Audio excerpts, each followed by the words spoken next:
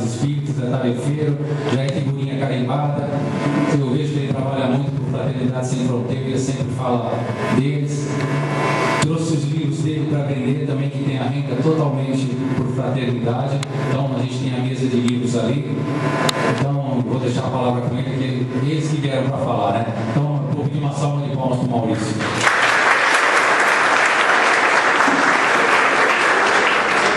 Muito boa tarde a vocês, é um prazer muito grande a gente estar aqui. Quero agradecer a toda a casa, a todos os organizadores, a cada um de vocês por estarmos aqui para esse tema tão importante, esse tema fundamental dos nossos trabalhos, que certamente os nossos colegas vão se referir, mas que o contexto do nosso lema vale sempre ser lembrado. A Europa, ao tempo do surgimento do Espiritismo, tinha uma grande força política que comandava praticamente todos os reinos,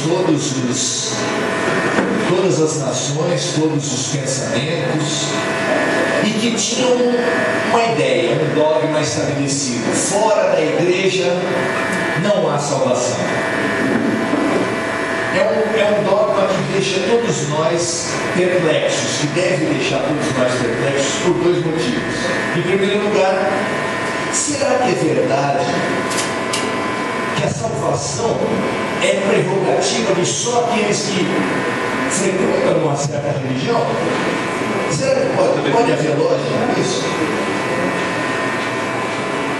Será que todas as pessoas que frequentam uma religião são de uma moral ilibada, de uma elevação? Dá para imaginar que isso possa acontecer? Então, um motivo, é claro, as almas puras não podem estar restritas a uma certa religião, e quem não for daquela religião, obviamente, também tem o direito de ter elevação, de ter feito as suas conquistas, inclusive fora das religiões. Divaldo Franco foi muito aplaudido quando teve o Jô Soares por fazer uma expressão clara, que depois foi até, digamos assim, repetida em termos de ideia pelo Papa Francisco há pouco tempo. Acredito mais num ateu sincero do que num religioso pobre. Então, é muito interessante a gente pensar aonde está essa salvação. A salvação está em que religião? Quando os Espíritos falam, e Kardec assume como lema para todos nós, que é fora da caridade de uma salvação, a gente sai dos rótulos para ir para o interior. Não é pelo rótulo que ninguém se declara melhor, se declara salvo ou se declara elevado, mas pelas conquistas anteriores. Então, conversarmos hoje sobre caridade e assistência, e o tema que foi passado para a gente foi esse, é extremamente importante, porque o que a gente chama de caridade, no campo das políticas públicas, é chamado de assistência social, que foi elevado há relativamente pouco tempo à categoria das políticas públicas. Quando uma ONG, quando uma igreja, quando um centro espírita se coloca o desafio de atuar no campo de uma política pública, surge automaticamente um questionamento. Qual é ele? Será que nós não vamos substituir o Estado? Será que nós não vamos fazer uma coisa que o governo deveria estar fazendo? Isso passa na cabeça de todo mundo. Será que é legítimo? Será que a gente deveria fazer isso? Não vai acomodar o governo para deixar ele fazer o que ele tem que fazer? Isso não passa na cabeça da gente? Cada vez que a gente vai fazer qualquer ação social, qualquer caridade, surge essa questão. Então, para enfrentar essa questão, a gente tem que trazer o seguinte raciocínio. O Espiritismo não pode entrar prestando um serviço como outra doutrina qualquer, como outra organização qualquer. Não é uma ONG de qualquer forma, não é uma organização filantrópica, não é um clube de servir. Nós temos que entrar na assistência social com a nossa identidade, com a nossa pegada, com o nosso jeito, com o jeito espírita de ser, com o jeito espírita de fazer assistência social. E isso é um desafio. Qual é o jeito espírita, qual é o jeito cristão de fazer assistência social? Será que a gente tem claro isso? Porque se for para fazer mais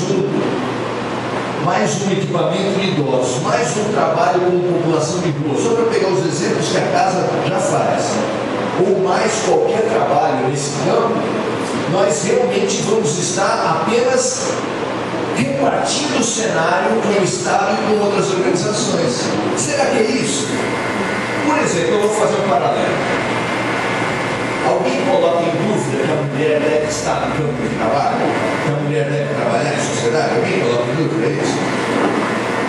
Eu, particularmente, acho tão importante que a mulher deveria entrar no campo de trabalho como mulher, como homem. Porque se a mulher entrar no campo de trabalho repetindo atuações dos homens, ela vai deixar de contribuir com a pegada, com o jeito feminino de atuar. O que vocês acham disso? Se ela for só repetir o que todo mundo faz, não é uma conquista, é apenas uma repetição. Nós não precisamos de mais homens com saia ou sem saia no campo de trabalho. Nós precisamos de mulheres com a sensibilidade, com o toque, com o jeito feminino de ser. Vocês não concordam? É o mesmo raciocínio para o espiritismo. A assistência social não precisa de nenhum serviço a mais. Ela precisa de serviços melhores. Ela precisa de uma pegada diferente, de uma maneira que é presente, não quantitativamente, mas qualitativamente. E esse é o desafio que a gente veio trazer aqui. Qual é a essência do jeito espírita de fazer assistência social? Qual é a nossa característica? Nós entendemos que um centro espírita, qualquer pessoa, qualquer organização, para ela, para levar uma contribuição para uma sociedade, para uma população, ela precisa transbordar. A gente só dá o que a gente tem. Se a gente não praticar caridade dentro da casa espírita, é possível praticar caridade lá fora? Vocês acham que dá?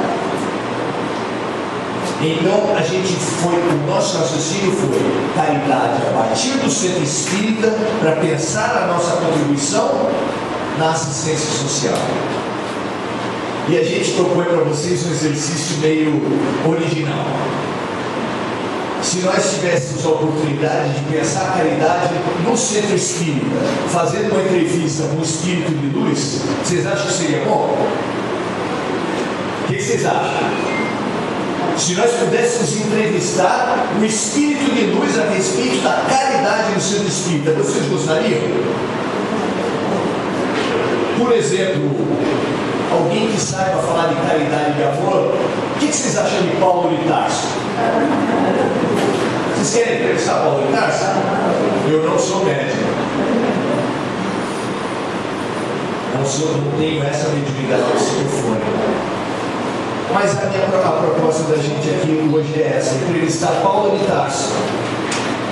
Nós vamos entrevistar Paulo de Tarso como se trouxéssemos para Paulo de Tarso a dúvida: qual serviço é mais valoroso dentro do movimento espírita? O serviço, por exemplo, do médico, esse é o serviço mais valoroso? O serviço do estudo é o mais valoroso? O serviço da assistência social é o mais valoroso? Não é uma bela pergunta para a gente fazer para Paulo de Tarso? Vamos lá? Porque teve um momento, e vocês vão lembrar do livro Paulo Estevam, que acho que é o romance mais luminoso que tem do Espiritismo, em que Paulo de Tarso, depois da primeira rodada pelas aldeias do Mediterrâneo, começou a receber emissários pedindo ajuda. Resolve isso, fala como resolver essa situação, nós estamos com tal problema.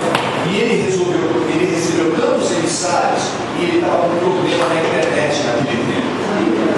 O tablet dele não estava funcionando, ele não conseguia responder para as pessoas por e-mail, nem por Facebook, nem por Messenger, nem por WhatsApp ou qualquer coisa assim.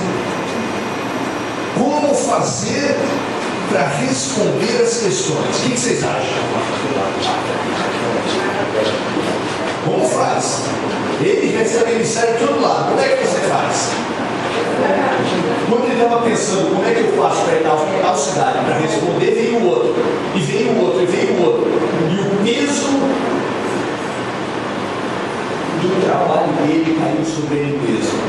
Sabe a frase maravilhosa do Pequeno Príncipe? Tu és eternamente responsável por aqueles que tu cativas. Paulo fez aquele trabalho maravilhoso, todo mundo reconheceu aquele trabalho e reconhecendo aquele trabalho buscava. Paulo, resolve esse problema, diz como é que eu faço.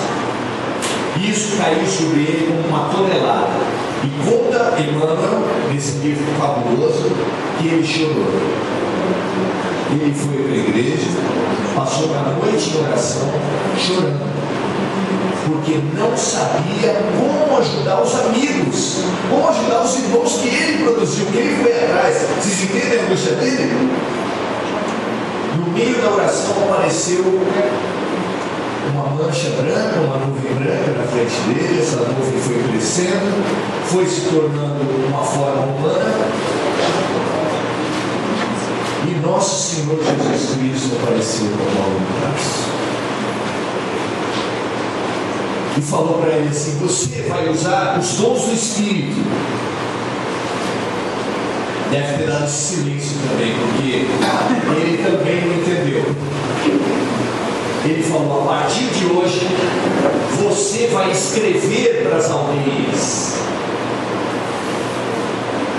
Eu colocarei Estevão como meu intermediário para você. Para quem leu o romance, era colocar o assassino e o assassinado juntos, em parceria. Isso é o que? É Jesus Cristo, né? Ninguém mais faz isso. A partir de agora eu vou ditar para você o que precisa ser falado para as igrejas. E na minha opinião, cada um vai ter a sua, houve um momento fantástico em que Paulo de Tarso interpretou puramente Jesus Cristo. E é esse momento que ele vai responder para a gente. É com esse momento que ele vai responder as nossas perguntas sobre caridade, assistência social a partir do Centro Espírita. Somos privilegiados, né? Vamos lá? Entrevista com Paulo, que naturalmente está escrita lá em Coríntios, de 1 a 13. Na tarefa da divulgação do Espiritismo, duas funções recebem destaque: o escritor e o expositor espírita. Vocês não notam que isso acontece? Vocês já viram filme em que o palestrista fica tirando selfie, fica dando autógrafo, fica uma fila, todo mundo tietando? Vocês já viram isso? Isso não causa um certo estranhamento para vocês? Parecem as novas celebridades espíritas. O que vocês acham? Não falta celebridade nas outras religiões e a gente fica meio se coçando quando vê um negócio desse. Então, na tarefa da divulgação do Espiritismo também essas duas funções parecem as mais importantes, o escritor e o expositor. Qual das duas é a mais importante? Ainda que eu falasse a língua dos homens e dos anjos, se eu não tivesse amor, seria como um metal que soa e como um sino que tine. O sino faz barulho por quê? Eu vou ser cruel agora com a minha própria função aqui de escritor, porque eu sou escritor e sou expositor. Sabe por que o sino tine? O sino faz barulho? Porque é oco. o que vale a pena? O expositor é tão importante assim? O escritor é tão importante assim? É uma celebridade realmente? Será que é certo a gente estar fazendo culto à personalidade dentro do Espiritismo? O que vocês acham? Vale a pena a gente questionar a respeito disso, né? Lembrar de alguém chamado Francisco Cândido Xavier e saber e perguntar para si mesmo: será que Chico era uma celebridade? Será que ele se colocava desse jeito?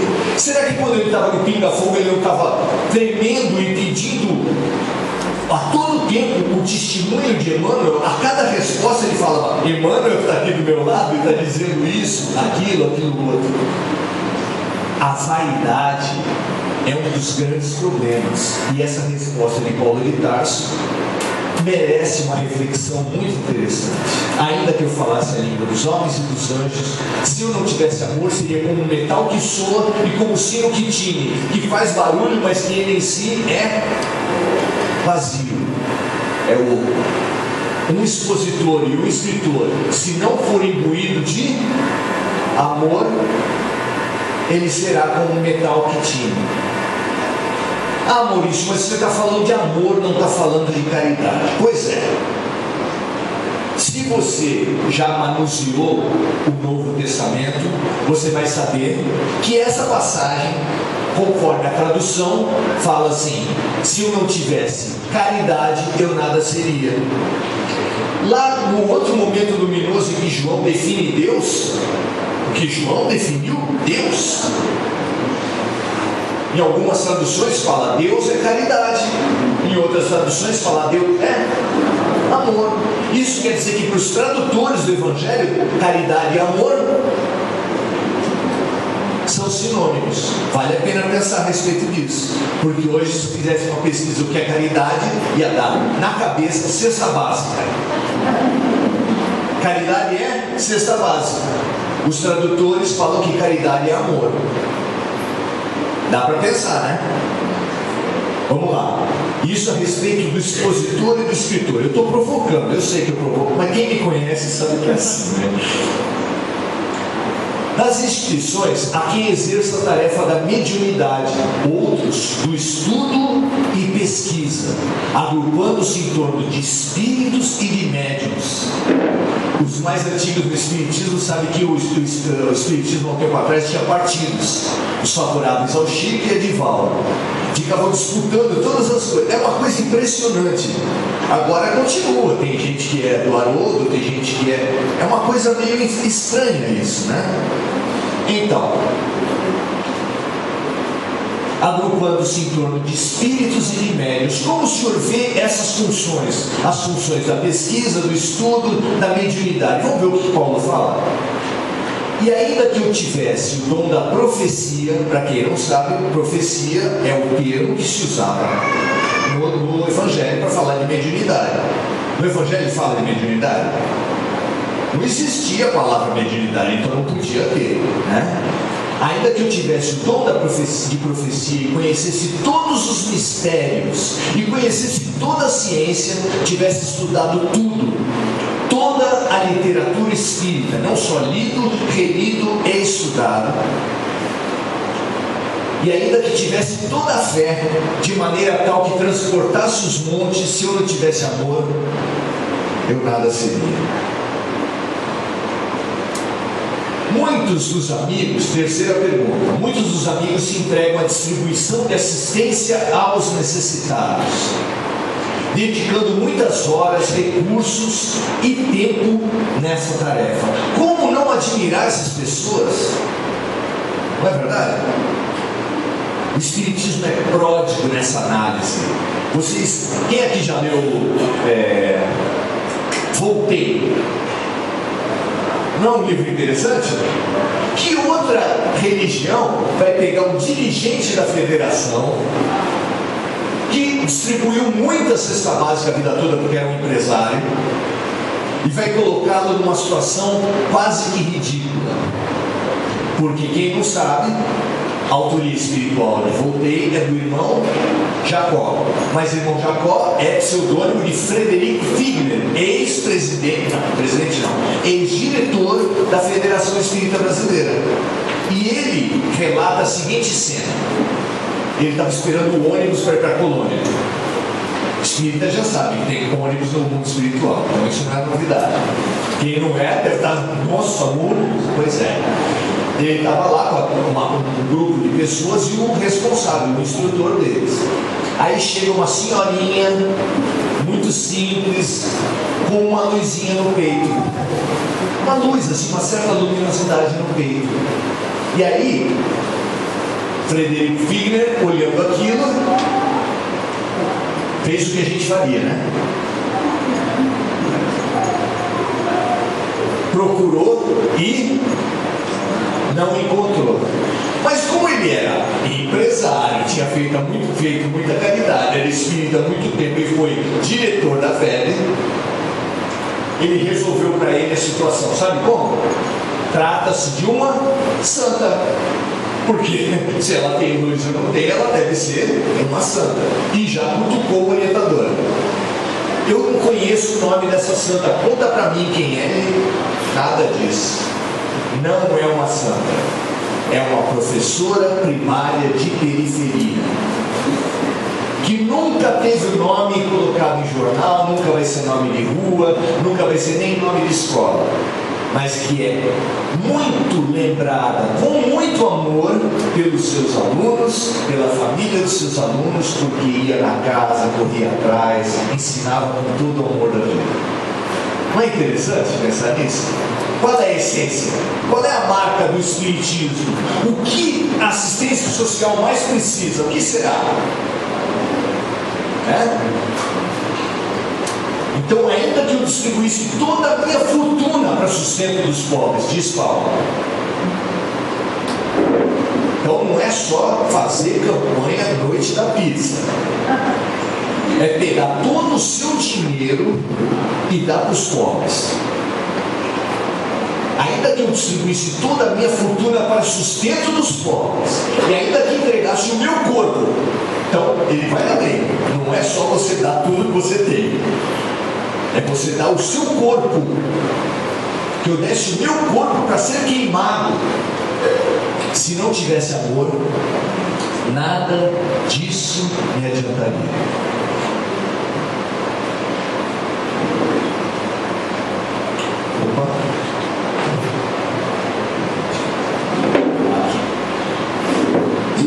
Acho que já é a quarta pergunta, acho que a minha numeração está errada.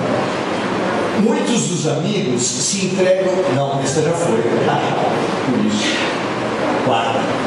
Mas se nada disso é caridade, ou seja, se fazer mediunidade é caridade, por si, praticar a mediunidade é caridade, ser expositor espírita e fazer livro é caridade, distribuir coisa para os pobres é caridade? Se nada disso é caridade em si, que características o senhor Paulo de Tarso destacaria na caridade? E onde se pode dizer que com certeza a caridade não está? Onde a caridade está, o que é e o que ela não é? O amor, a caridade, é sofredor, é benigno.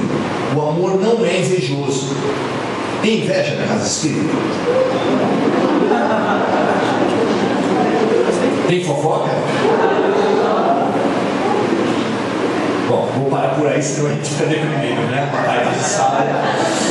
O amor é sofredor, é benigno, o amor não é invejoso, o amor não trata com leviandade e não se ensoberbece. Não pratica soberba, não tem a arrogância. Às vezes a gente vai ajudar uma pessoa, eu não sei se isso já aconteceu com vocês, mas emerge de nós uma arrogância para ajudar, como se a gente tivesse a saída para o outro ajudar, como se nós soubéssemos o que a outra pessoa deve fazer. Você já percebeu isso em alguém? É o porquê não. Você encontra alguém e já começa: por que você não faz isso? Por que você não faz aquilo? Por que você não faz isso? A pessoa te escolhe para falar alguma coisa, ela fala 5 minutos, você fala: comigo foi pior, e aí fala 25 para ela, porque a gente já tem a saída para as outras pessoas. Isso é soberba. não se porta com indecência, não busca os seus interesses, não se irrita,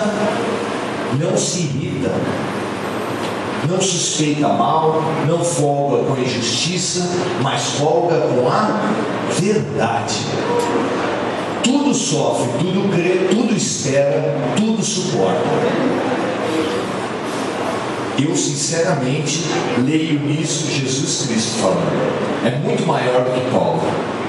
Ele está falando sobre o cerne da mensagem dele, Jesus. É maior que qualquer coisa, na minha opinião. Aí são os versículos 4, 5, 6 e 7. Mas se essas muitas tarefas e atividades que realizamos, não se dá valor a elas? Tudo isso, a mediunidade, a distribuição de gêneros, não tem valor isso tudo que a gente faz? O amor nunca falha, mas havendo profecias, serão aniquiladas. Profecias, havendo a mediunidade não vai ser necessária quando emergir o amor puro. O amor nunca falha. Havendo profecias, serão aniquiladas. Havendo línguas é um outro fenômeno, xenoglossia, que não é tão comum, mas as pessoas falavam em línguas estranhas. Era uma mediunidade típica dos primeiros tempos do cristianismo. Havendo línguas cessarão, havendo ciência desaparecerá, porque tudo que a gente aprende hoje, tudo que a gente sabe hoje no mundo espiritual vai desaparecer. Porque o que a gente sabe hoje só é relativo ao nosso estágio. Mais tarde, tudo que a gente sabe vai estar maior. Como uma criança de pré-primário, tudo que ela sabe vai ser superado pelo que ela souber nos anos seguintes. Então toda a nossa ciência desaparecerá. O que vocês acham disso? Tudo isso que a gente se orgulha, eu li tantos livros, eu sei tanta coisa, tudo isso vai sumir, porque vai ser superado, porque o Espiritismo é uma ciência, uma religião, é uma filosofia em desenvolvimento, ela é progressista, ela vai caminhar junto com a ciência, junto com a evolução humana. Porque em parte conhecemos e em parte profetizamos, mas quando vier o que é perfeito, então o que é em parte será aniquilado. É isso que nós estamos falando, é claro. Por que se orgulhar? Por que dizer nós sabemos tudo? Bacene, quando começa a falar do mundo espiritual, você fala assim, não, como assim? Peraí, tem o livro tal e tal, tem maternidade. Se tem maternidade é porque tem gravidez. Se tem gravidez é porque tem sexo. Como é que é isso? Não se fala das colônias de baixa densidade. Se fala de colônias muito evoluídas. Como é que é isso? O que a gente sabe do mundo espiritual de verdade? Nós precisamos ser humildes. Saber que o que a gente sabe ainda é muito pouco. Kardec nem falar de colônias espirituais ele não falou. Quem foi trazer foi André Luiz. Por quê? Porque a cada momento nós estamos maduros para receber um pouco mais. A cada momento. Você não começa com um recém-nascido dando comida. Você começa dando peito e depois vai progressivamente dando mais substância nesse alimento. Então, será que alguém pode falar aqui que a gente quer mamar no peito a vida toda? Claro que não. É progressivo esse processo. Quando eu era menino, falava como menino, sentia como menino, discorria como menino, mas logo que cheguei a ser homem, acabei com as coisas de menino. É isso que a gente estava falando. Sendo nossa atitude o que importa, então vamos lá. Não é o que a gente faz que determina a caridade, é como a gente faz. Vocês concordam com isso? Se uma pessoa no ônibus para do teu lado e começa a falar com você, você pode ouvir ou fingir que está dormindo. Se você ouvir, você pode ouvir com atitude de acolhimento ou com atitude de ai meu ponto que não chega. É a atitude, não o que você faz, mas a atitude que define a caridade. Porque a caridade pode ser feita aonde? O que vocês acham? Aonde é o lugar de fazer caridade? Claro, qualquer lugar. Qualquer lugar cabe a atitude de caridade, a atitude de amar, que é outra mensagem muito interessante que Bezerra de Menezes traz para o movimento espírita. Sendo nossa atitude o que importa, por que não nos enxergamos? Por que não nos autoconhecemos? Nem nos transformamos nas tarefas que realizamos? Porque a caridade, ela deve servir para quem? Ela ajuda quem a caridade? Vamos lá. População de rua, o idoso, os necessitados, os obsidiados, os espíritos obsessores, ajuda um monte de gente. Mas ajuda nós mesmos. Agora nós vemos por espelho, e isso aqui dá um seminário para pensar sobre isso. O que é ver por espelho? A gente, quando olha no espelho, a gente vê as imagens invertidas. O espelho é uma ilusão do que você está vendo, não é propriamente. O que é isso que gera ilusão para a gente? Lá no Oriente, no hinduísmo, eles falam de Maya, que toda essa vivência nossa é uma ilusão. Quem já viu o filme Matrix sabe bem do que eu estou falando. A pessoa acha que está vivendo uma realidade. E tá? O que nós estamos vivendo é a realidade? Por exemplo, se eu perguntar para você, você é homem? Ele vai ficar chateado comigo, por até sair lá no braço comigo. Se eu perguntar para você, você é negro?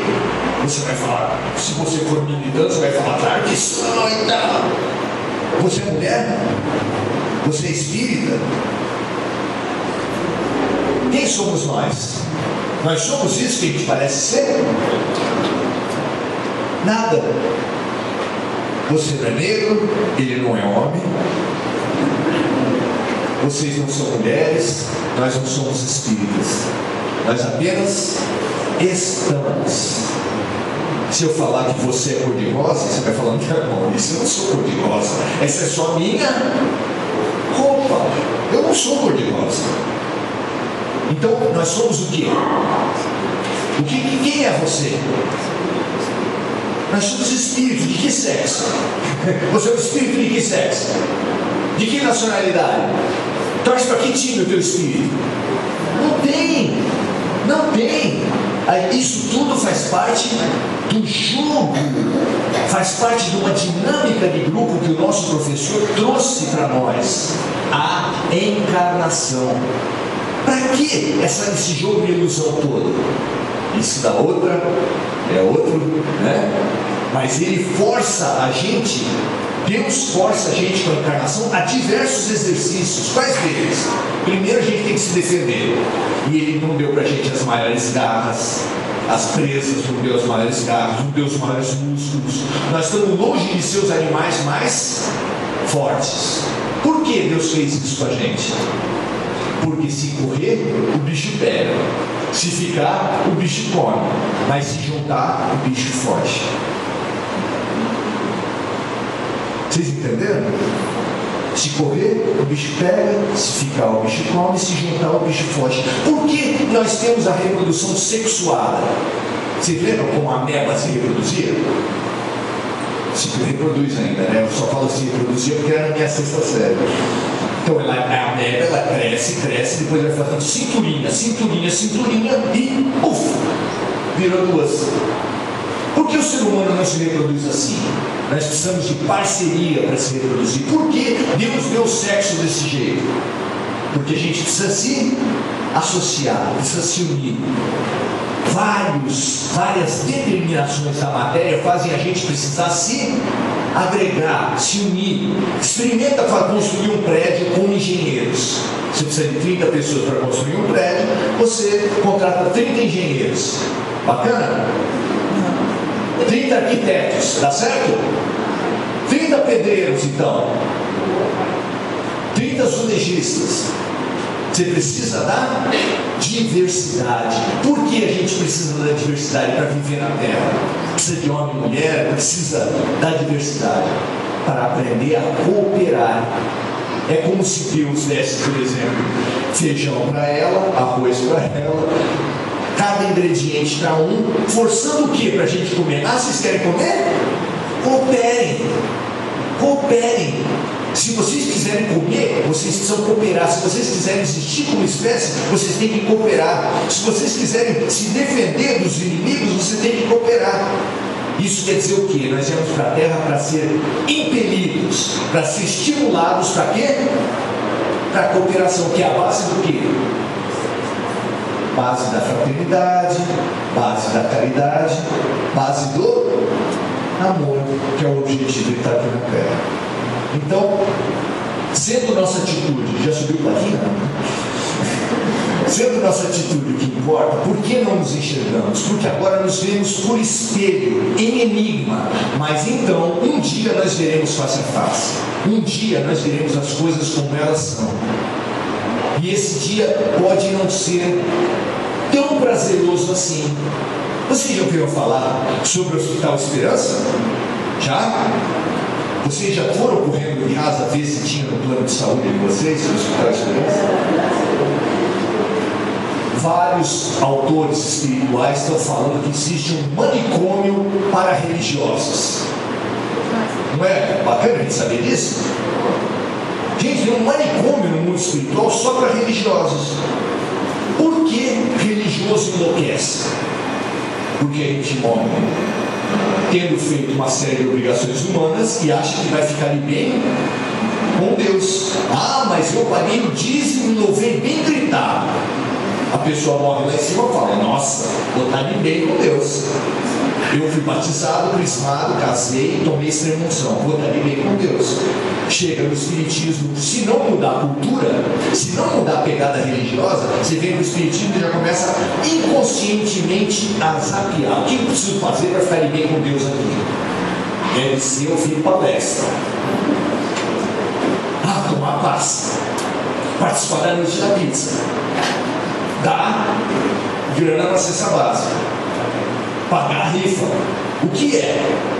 É esse o nosso assunto. O que é ser espírita? O que é fazer caridade no espiritismo? O que é ser cristão, no final das contas? Então, agora nós vemos por enigma, mas então, um dia nós veremos as coisas como elas são, e na essência das coisas, no resumo das coisas, a essência da vida, ela não tem outra palavra. É caridade, é fraternidade, é amor.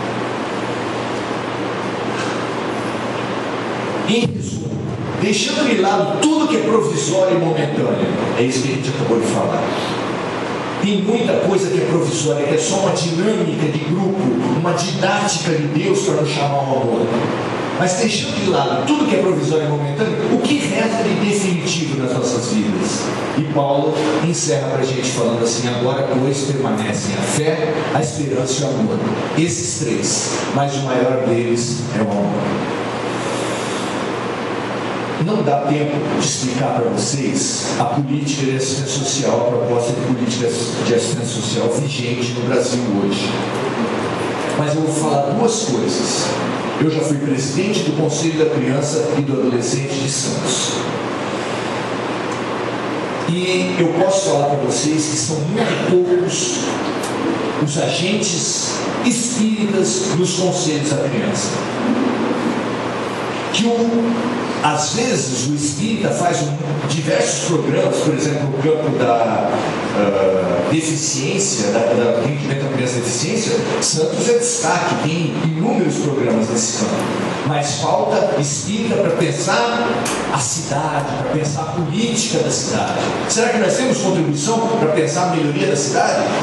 Se o Seara faz um trabalho, se o Mensageiros faz um trabalho fantástico, a gente não teria alguma coisa para crescer na política da assistência social, na política do deficiente, na política da mulher, na política da população de rua, da assistência social? Existem conselhos nos quais nós podemos, não todos, porque não são todos os espíritas que têm o mesmo jeito, mas haverá um de nós, dentro de todo o movimento espírita de Santos, por exemplo, que tenha a visão, que tenha a vontade de construir uma política de assistência social voltada à população de rua, voltada ao idoso.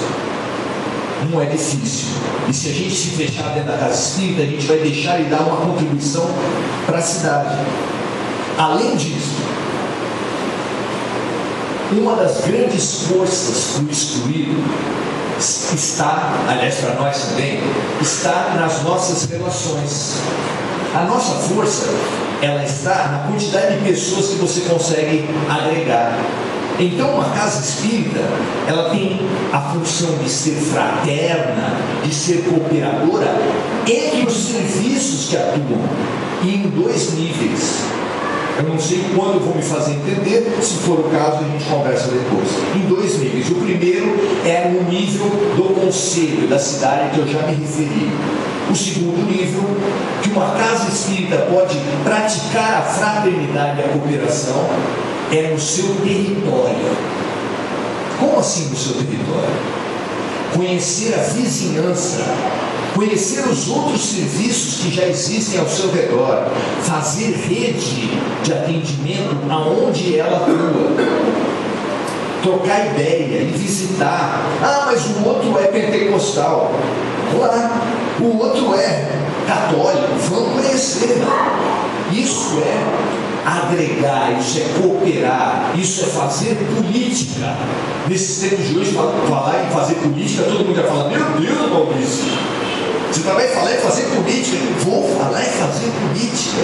Foi essa tarefa que a casa me deu. A casa pediu que a gente falasse de política. Ah, que partido? Opa! Aí é que está. A política não se resume à luta eleitoral. A política é a luta para fazer o bem comum, para lutar pelo bem comum. E eu estou falando de 2 grandes lugares de se fazer política no campo da caridade: os conselhos de políticas públicas, de políticas sociais, e no seu território. A gente precisa trocar xícara de açúcar na vizinhança, e a gente precisa cooperar fraternalmente na cidade. E para isso, assim como a gente busca uma pessoa para ajudar em qualquer coisa, uma tarefa dentro da trabalho, estamos precisando de uma pessoa para fazer isso, para ser instrutor de informática, estamos precisando de uma pessoa para representar o movimento espírita no Conselho de Assistência Social. Quem se aventura? Quem gostaria de ir? Vocês já viram esse convite? Eu também não. Está faltando, não está? Mas para quê? Para ir lá e fazer o quê? Que tipo de política nós estamos precisando fazer? Que tipo de assistência social? Qual é, de novo, o nosso emblema? Qual é a nossa característica? Qual é a nossa identidade ao propor a política, ao fazer assistência social, ao trocar a cooperação? A nossa marca é, segundo o nosso instrutor, a nossa prática, a nossa marca, o que a cidade, o que o excluído está precisando é o amor. Quem trabalha com população de rua já deve ter 1000 histórias a respeito disso. Lá, um grupo muito pequeno, no Semente de Luz, que faz o trabalho, falou de uma ajuda. Muito obrigado. Não quero a sua sopa, porque já passa um monte de gente dando sopa. Eles falaram para a pessoa: eu quero que o senhor converse comigo. Muito obrigado por o senhor ter dado atenção para mim. Lá na Fraternidade Sem Fronteiras, que eu faço sempre com a camisa deles, eles atendiam idosos em Moçambique, em Angola, que tinha uma casa, a casa dele estava aqui, e ele ficava debaixo da árvore em frente à casa. E aí a pessoa foi lá e falou assim: mas meu amigo, você tem uma casa, por que você está dormindo numa esteira na frente da sua casa? Porque de vez em quando cai uma frutinha. Aquele idoso estava morrendo de fome. Um mês depois de dar comida todos os dias para ele, o representante da fraternidade foi lá de novo e perguntou para ele: como é que estão as coisas? Eu queria muito agradecer o senhor. Ele já viu que ele já estava mais fortinho, né? Bom, a gente tem mandado a comida, tá boa? Ah, tá boa sim, mas eu queria muito agradecer o senhor. Mas se não é da comida, o que é? É que todo dia quem vem trazer comida é um jovem. E ele vem e conversa comigo. Ainda é de pão a fome que abate o homem, quando é maior a fome de abraços. Fred Maia. Muito obrigado.